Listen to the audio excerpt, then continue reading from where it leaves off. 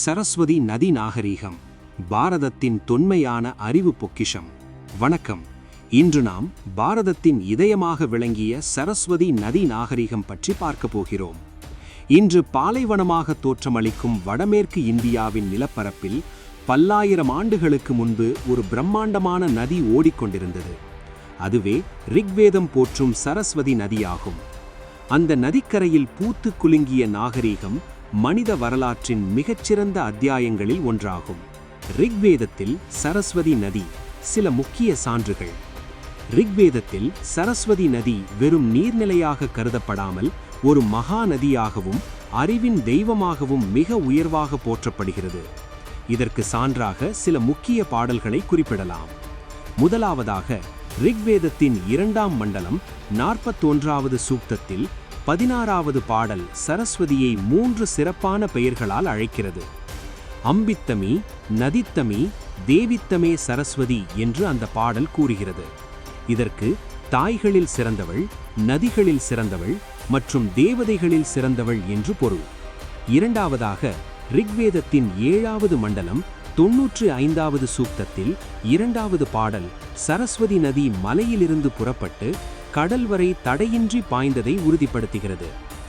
ஏகா சேதத் சரஸ்வதி நதீனாம் சுச்சிர் யதி கிரீப்ய ஆ சமுத்ராத் என்ற அந்த வரிகள் இந்நதி இமயமலையில் தொடங்கி அரபிக் கடல் வரை சென்றதை தெளிவாக விளக்குகின்றன. மூன்றாவதாக ரிக்வேதத்தின் 6வது மண்டலம் 61வது சூக்தத்தில் 2வது பாடல் சரஸ்வதி நதியின் வேகத்தை பற்றி குறிப்பிடுகிறது. ஒரு யானை எப்படி தடையை தகர்த்து கொண்டு முன்னேறுமோ அதுபோல சரஸ்வதி நதி தன் பலத்த அலைகளால் மலைச்சிகரங்களை உடைத்து கொண்டு பாய்ந்ததாக வர்ணிக்கப்படுகிறது. நாகரீகத்தின் எல்லைகள். சரஸ்வதி நதி நாகரீகம் என்பது ஒரு குறுகிய பகுதிக்குள் அடங்கியதல்ல. இது இன்றைய ஆப்கானிஸ்தானின் கிழக்கு பகுதி, பாகிஸ்தான், இந்தியாவின் பஞ்சாப், ஹரியானா, ராஜஸ்தான், குஜராத் மற்றும் மேற்கு உத்தரப்பிரதேசம் வரை பரவியிருந்தது. வடக்கே இமயமலையின் அடிவாரம் வரையிலும், தெற்கே அரபிக்கடல் மற்றும் கட்ச் வரைகுடா வரையிலும், மேற்கே சிந்து நதிக்கு அப்பால் பலூச்சிஸ்தான் வரையிலும், கிழக்கே கங்கை மற்றும் யமுனை சமவெளி வரையிலும் இந்நாகரீகம் நீண்டிருந்தது. இது சமகாலத்தில் இருந்த எகிப்து மற்றும் மெசபடோமியா நாகரீகங்களை விட பரப்பளவில் பல மடங்கு பெரியது. வாழ்க்கை முறையும் நதி தொடர்பும். சரஸ்வதி நதி அந்த மக்களின் ஆன்மாவாக இருந்தது. ரிக்வேத கால மக்கள் இந்நதிக்கரையில் அமர்ந்துதான் வேள்விகளை செய்தனர் மற்றும் புனித மந்திரங்களை ஓதினர். இமயமுலையில் உருகும் பனிநீர் வற்றாத நதியாக பாய்ந்ததால் மக்கள் ஆண்டு முழுவதும் விவசாயம் செய்ய முடிந்தது. கோதுமை, பார்லி, பருத்தி மற்றும் கடுகு போன்றவை அங்கு செழித்து வளர்ந்தன. நதியை தாயாகவும் அறிவின் தெய்வமாகவும் மக்கள் போற்றியதே பிற்காலத்தில் சரஸ்வதி தேவியாக வழிபடப்பட அடித்தளமானது. நகரமைப்பும் தொழில்நுட்பமும். இந்த மக்களின் தொழில்நுட்ப அறிவு வியக்கத்தக்கது. இன்று நாம் பயன்படுத்தும் நவீன நகரமைப்பு முறைகளை 5000 ஆண்டுகளுக்கு முன்பே அவர்கள் கையாண்டனர். ராகிகரி மற்றும் காளிபங்கான் போன்ற நகரங்களில் வீடுகள் சுட்ட செங்கற்களால் கட்டப்பட்டிருந்தன. செங்கற்களின் விகிதம் 1க்கு 2க்கு 4 என்ற அளவில் அனைத்து நகரங்களிலும் ஒரே மாதிரியாக இருந்தது. உலகின் மிகச்சிறந்த சுகாதார முறையை இவர்கள் கையாண்டனர். மூடப்பட்ட கழிவுநீர் கால்வாய்கள், வடிகட்டிகள் மற்றும் கழிவுகளை அகற்றும் குழிகள் என அனைத்தும் முறைப்படி அமைக்கப்பட்டிருந்தன. உலோகவியல் அறிவில் இவர்கள் சிறந்து விளங்கினர். செம்பு மற்றும் வெண்கலத்தால் கருவிகள் மற்றும் சிலைகளை செய்தனர். மணிகள் செய்யும் கலையில் இவர்கள் உலகத்தரம் வாய்ந்தவர்களாக இருந்தனர். வாணிபமும் பொருளாதார செழிப்பும். சரஸ்வதி நதி ஒரு பெரும் வணிக பாதையாக செயல்பட்டது. நதியின் வழியாக படகுகளில் பொருட்கள் கொண்டு செல்லப்பட்டன.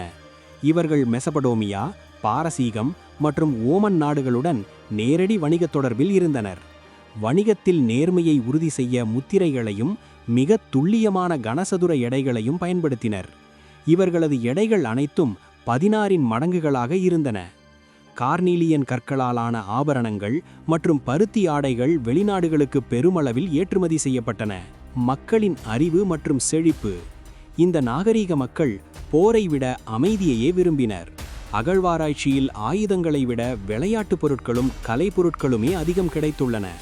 கட்டுமான பணிகளில் இவர்கள் பயன்படுத்திய துல்லியமான அளவீடுகள் இவருக்கு கணிதம் மற்றும் வடிவியலில் இருந்த ஆழமான அறிவை காட்டுகின்றன. மேலும் ஒரே நிலத்தில் 2 வகையான பயிர்களை பயிரிடும் கலப்பு விவசாய முறையை இவர்கள் அறிந்திருந்தனர். காலிபங்கானில் கண்டறியப்பட்ட உழுத நிலம் இதற்கு சிறந்த சான்றாகும். முடிவுரை: சரஸ்வதி நதி நாகரிகம் என்பது வெறும் கற்களாலும் செங்கற்களாலுமானதல்ல, அது ஒரு மேம்பட்ட சிந்தனையின் வெளிப்பாடு. சுமார் கிபி 2000 வாக்கில் ஏற்பட்ட புவியியல் மாற்றங்களால் நதி வறண்டபோது இம்மக்கள் கங்கை சமவெளியை நோக்கியும் தென்னிந்தியாவை நோக்கியும் இடம்பெயர்ந்தனர். அவர்கள் விட்டுச் சென்ற அந்த பண்பாடும் அறிவும் இன்றும் இந்தியாவின் மொழி, வழிபாடு மற்றும் வாழ்வியல் முறைகளில் தொடர்ந்து கொண்டிருக்கிறது. சரஸ்வதி நதி பூமிக்கு அடியில் மறைந்து போயிருக்கலாம், ஆனால் அதன் நாகரீகம் இந்திய மக்களின் இரத்தத்தில் இன்றும் ஓடிக்கொண்டிருக்கிறது. நன்றி. AI உதவியுடன் தொகுத்து வழங்குவது சுவாமி வித்யானந்தா, கன்னியாகுமரி.